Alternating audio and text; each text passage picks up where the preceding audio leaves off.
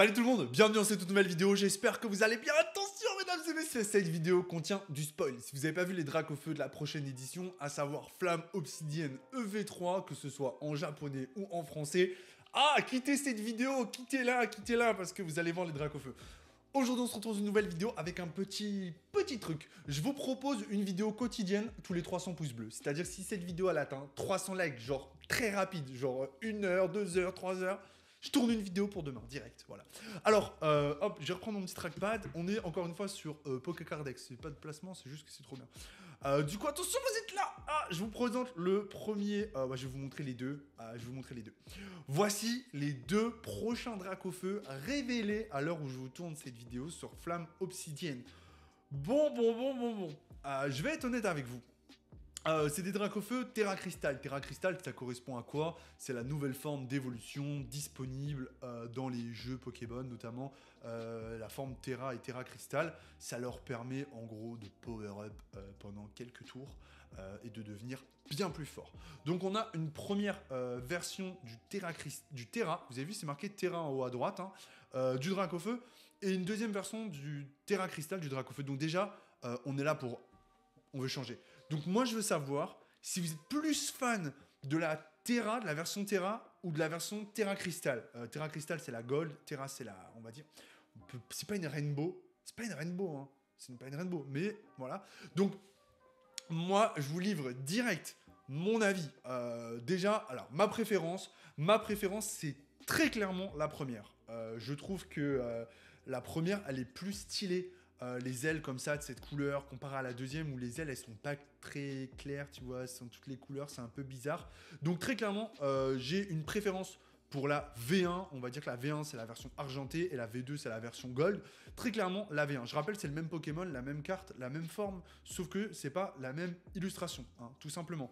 C'est une version alternative. Ça c'est ma vidéo qui vient de sortir, super. On enchaîne les vidéos. Du coup, les aléas du direct, hein, les refs.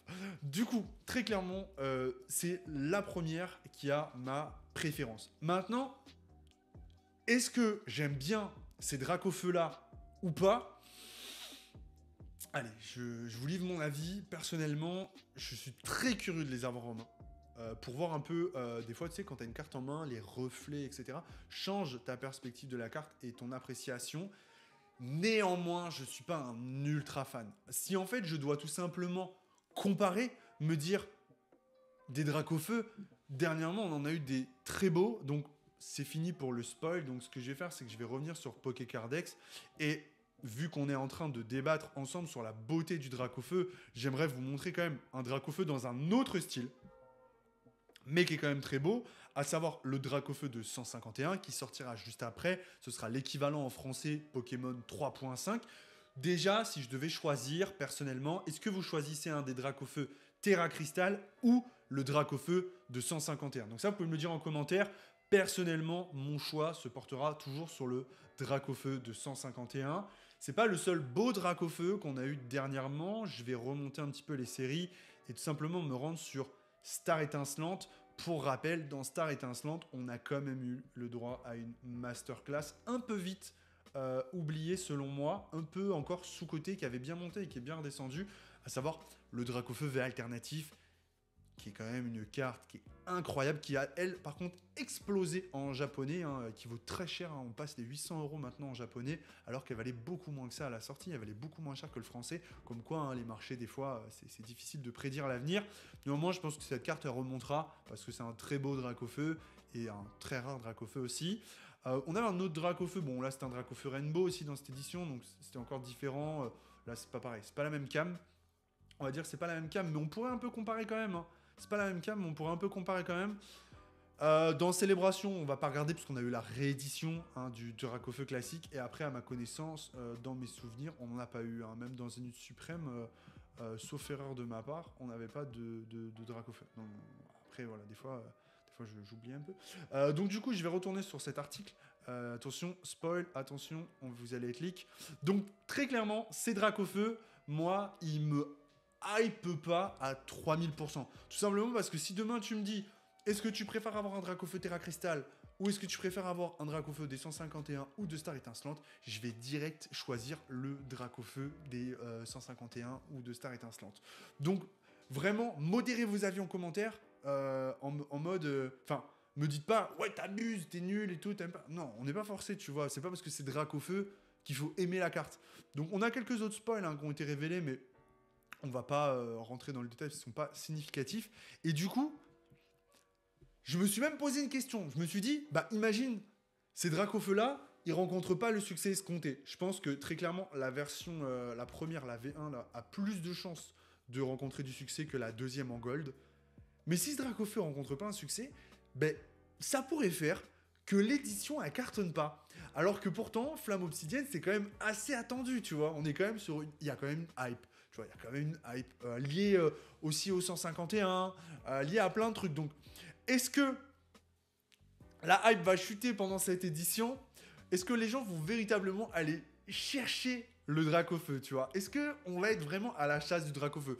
Pour ceux qui arrivent en cours de route, il faut bien comprendre que par exemple, quand il y a eu Star étincelante, on ouvrait du display pour faire tomber le Drac, tu vois? Enfin, on voulait le Dracofeu alternatif. C'était là, on était en mode, ça claquait du display pour du Drac. Là, c'est pas dit que ce soit le cas. Donc voilà, donc personnellement, mon avis, c'est que, quoi qu'il en soit, c'est pas une masterclass en devenir. C'est pas une masterclass en devenir, c'est pas un Dracofeu qui va marquer les esprits comme le Dracofeu V alternatif, par exemple, de Star étincelante. C'est un Dracofeu qui, voilà, c'est bien, il va faire vendre parce que c'est Dracofeu, c'est une version encore, voilà, Terra Crystal, mais...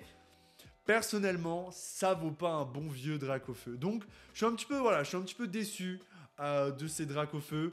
J'aurais aimé avoir une illustration plus intéressante, plus classique. Là, on est vraiment rentré sur du Terra Crystal, tu vois. Quand je vois, par exemple, le Lugia qu'on a vu, ou même le Régidrago, tu vois, où on est sur des illustrations qui étaient dessinées, travaillées. J'ai du mal à concevoir que ce Dracofeu, en fait, voilà, soit une masterclass en devenir et puisse véritablement faire à lui seul vendre l'édition. Donc, ah là là, qu'est-ce qu'ils vont nous mettre dedans? Qu'est-ce qu'ils vont nous mettre dedans? Je suis curieux. Donc voilà, j'attends bien sûr votre avis en commentaire. Vous me dites ce que vous en pensez. Personnellement, j'aurais été tellement plus hypé par un Dracofeu plus classique. Même, je trouve, à la limite, je dis bien à la limite, attention. Tu vois que lui... il viendrait limite concurrencer les Terra Crystal. Et même pour aller plus loin, tu vois, je vais retourner sur Star étincelante parce que faut pas oublier le Dracofeu Full Art. Il est où le Full Art? Il doit être par là, voilà. Je trouve que même limite, c'est tout aussi intéressant, on va dire. C'est pas plus intéressant, mais on va dire qu'ils étaient tout aussi intéressants, ces Dracofeu. Pas plus travaillés, mais je trouvais que dans l'illustration, en fait, les Terra Crystal, on reconnaît même plus trop Dracofeu, tu vois. On a l'impression d'être sur du Digimon, un truc un peu what the fuck évolué. Donc bon, voilà, je suis un peu sceptique sur les Dracofeu de Flamme Obsidienne.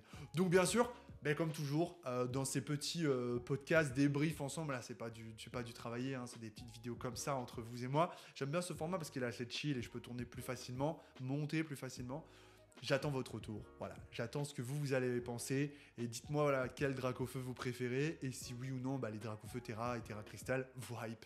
Merci à tous, je vous fais plein de bisous, je vous dis à très bientôt dans une nouvelle vidéo. C'était David K pour la chaîne YouTube, pour la communauté et les collectionneurs. Peace.